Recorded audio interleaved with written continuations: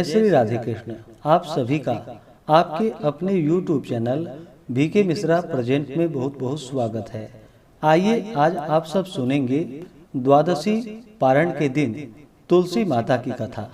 जो भी भक्त सच्ची श्रद्धा के साथ भगवान विष्णु का पूजन करते हैं, भगवान शालिग्राम का पूजन करते हैं, माता तुलसी का पूजन करते हैं, एकादशी का व्रत करते हैं, इससे भगवान श्री हरि विष्णु अति प्रसन्न होते हैं और अपना कृपा प्रदान करते हैं। एकादशी का व्रत जो कि सभी प्रकार के पापों को नष्ट करने वाली है और व्यक्ति के जब पाप और ताप नष्ट होते हैं तो उनके पुण्यों का उदय हो पाता है और सभी प्रकार के फिर सांसारिक सुखों की प्राप्ति होती है। हिंदू धर्म में तुलसी का बड़ा ही विशेष महत्व माना गया है। माता तुलसी जो कि अपने भक्तों के सभी प्रकार के पापों को नष्ट करने वाली है और भगवान विष्णु को जो कि तुलसी दल अति प्रिय होता है। बिना तुलसी दल के भगवान विष्णु उस पूजन को स्वीकार नहीं करते हैं और जहाँ पर भी तुलसी का वृक्ष होता है वहाँ पर यम के दूत भी असमय नहीं आते जाते। इसलिए चाहिए कि माता तुलसी का पूजन करे और तुलसी वृक्ष के नीचे जो कि दीपक जलाने चाहिए।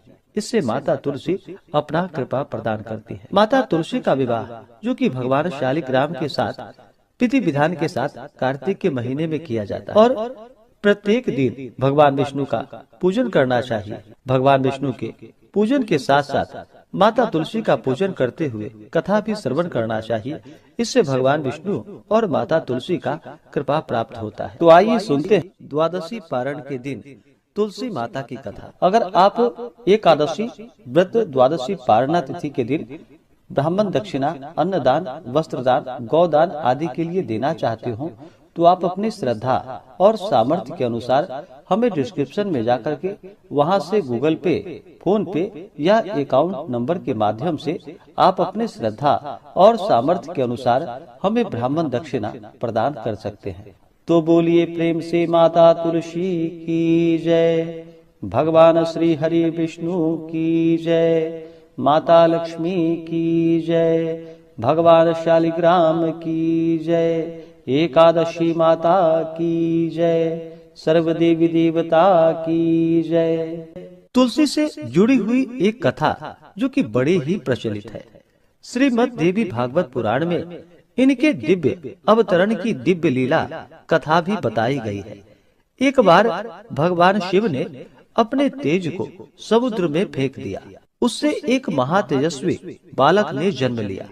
यह बालक जो कि आगे चलकर जालंधर के नाम से पराक्रमी दैत्य राजा बना। इसकी राजधानी का नाम जो कि जालंधर नगरी पड़ा।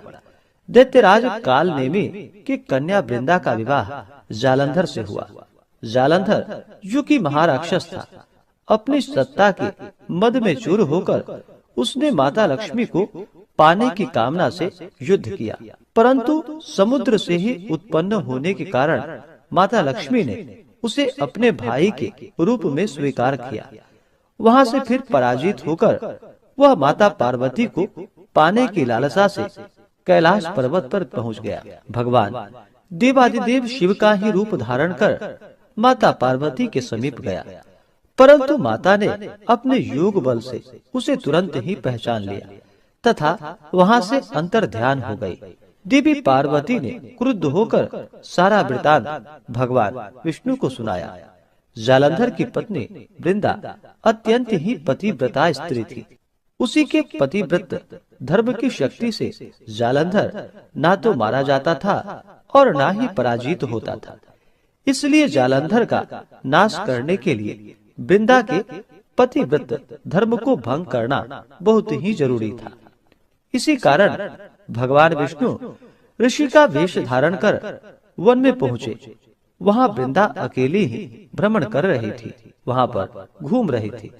भगवान के साथ दो मायावी राक्षस भी थे, जिन्हें देखकर वृंदा भयभीत हो गई। ऋषि ने वृंदा के सामने पल में दोनों को भस्म कर दिया।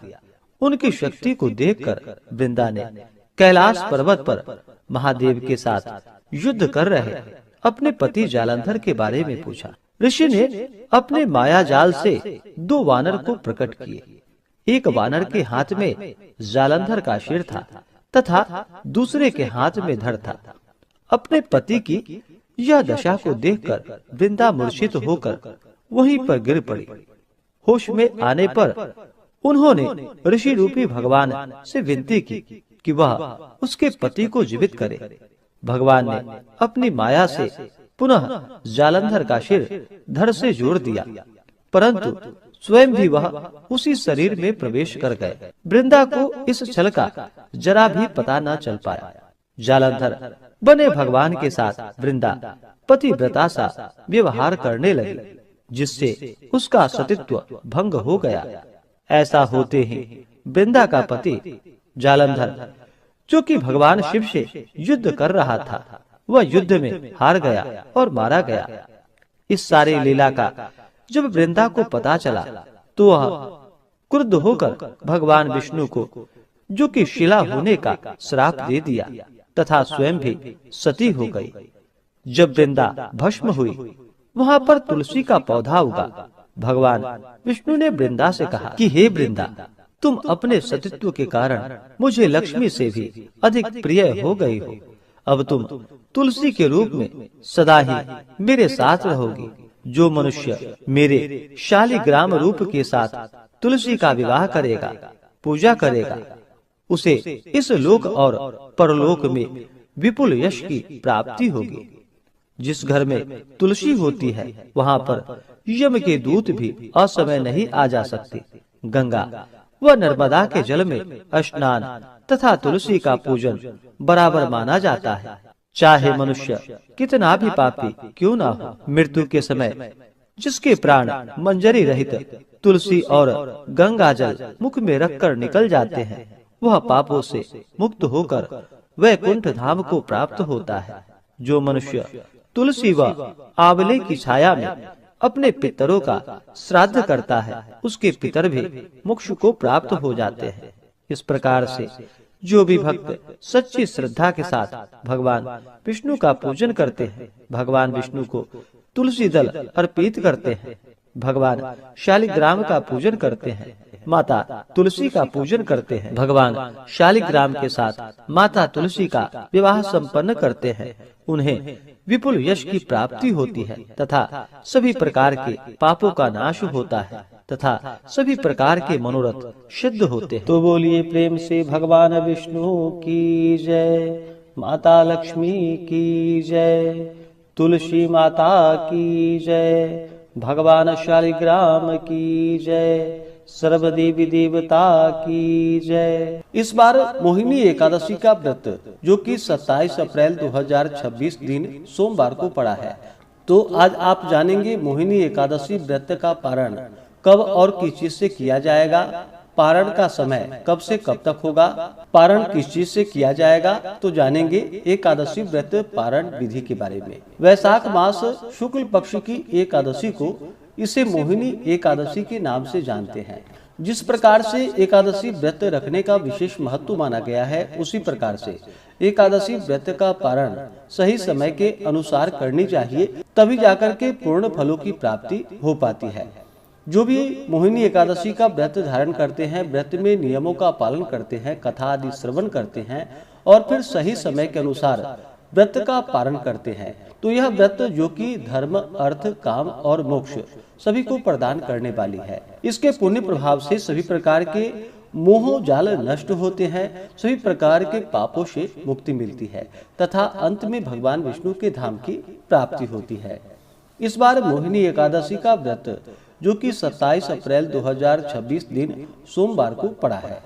एकादशी तिथि प्रारंभ समय 26 अप्रैल 2026 दिन रविवार शाम 6:09 और एकादशी तिथि की समाप्ति 27 अप्रैल 2026 दिन सोमवार को शाम 6:18 पे एकादशी की समाप्ति है। व्रत पारण के लिए कहा गया है, व्रत का पारण हरिवासर समाप्त होने के बाद और द्वादशी तिथि में ही करनी चाहिए। द्वादशी तिथि का पहला चौथाई हिस्सा हरिवासर का होता है। तो द्वादशी तिथि प्रारंभ समय 27 अप्रैल 2026 दिन सोमवार शाम 6:19 और द्वादशी तिथि की जो समाप्ति है वह 28 अप्रैल 2026 दिन मंगलवार शाम 6:54 पे द्वादशी तिथि की समाप्ति है। तो हरिवासर समाप्त होने का समय 27 अप्रैल 2026 दिन सोमवार रात्रि 12:28 पे हरिवासर की समाप्ति है। तो व्रत का पारण सभी भक्तजन 28 अप्रैल 2026 दिन मंगलवार को सुबह 5:45 से सुबह 8:23 तक व्रत का पारण संपन्न कर लेंगे। मोहिनी एकादशी व्रत का पारण कुशोदकेन पारणम। कुशा के जल से व्रत का पारण है। कुशा जिसे कि जल में डाल करके उस जल को ग्रहण करे, यह संभव ना हो पाए तो आप जल, फल या तुलसी दल से व्रत का पारण करें। 28 अप्रैल को व्रत पारण के दिन प्रातःकाल पूजा का शुभ मुहूर्त सुबह 5:25 से सुबह 7:02 तक होगा। ब्रह्म मुहूर्त का समय सुबह 3:51 से सुबह 4:42 तक होगा। पारण के लिए चाहिए कि द्वादशी की सुबह उठ करके स्नान आदि करके शुद्ध वस्त्र धारण करके भगवान का पूजन कर ले, भगवान को भोग लगाए। जब भी भोग लगाते हैं तो तुलसी दल डाल करके ऋतु फल का या जो भी आपकी श्रद्धा हो दूध से बने हुए वस्तुओं का भगवान को भोग लगाए। जल से आचमनी करवा करके मुख शुद्धि के लिए पान पत्र, सुपारी, लौंग इलायची के साथ में अर्पित करे। द्रव्य दक्षिणा चढ़ाएं, भगवान की आरती निराजन आदि करे, भगवान से क्षमा प्रार्थना कर ले। अपने व्रत की पूर्णता के लिए भगवान से प्रार्थना करे कि हे भगवान, यह मोहिनी एकादशी का व्रत जो मैंने धारण किया था, यह व्रत मेरा पूर्ण हो और हमें पूर्ण फलों की प्राप्ति हो। हमसे कहीं भी कोई भी त्रुटि रह गई हो तो हमें क्षमा कीजिएगा। इस प्रकार से भगवान से प्रार्थना कर ले। इस प्रकार भगवान को व्रत अर्पण करके ब्राह्मणों को भोजन करवाए, ब्राह्मणों को दान और दक्षिणा दे और फिर सही समय के अनुसार व्रत का पारण कर ले तो बड़ा ही पुण्य फल दायी होता है। तो आशा करता हूँ कि यह जानकारी आपको अच्छा लगा हो। इसी प्रकार से ज्ञानवर्धक जानकारियाँ प्राप्त करते रहने के लिए, व्रत पूजा के बारे में जानने के लिए, कथा को सुनने के लिए चैनल पे अगर आप पहली बार आए हैं तो चैनल को लाल बटन दबा करके सब्सक्राइब करें, साथ में बेल आइकन घंटी को दबाएं ताकि आने वाली वीडियो का नोटिफिकेशन आपको समय से मिलता रहे। वीडियो को लाइक करें, शेयर करें। सुखी रहें और स्वस्थ रहें। जय श्री राधे कृष्ण। धन्यवाद।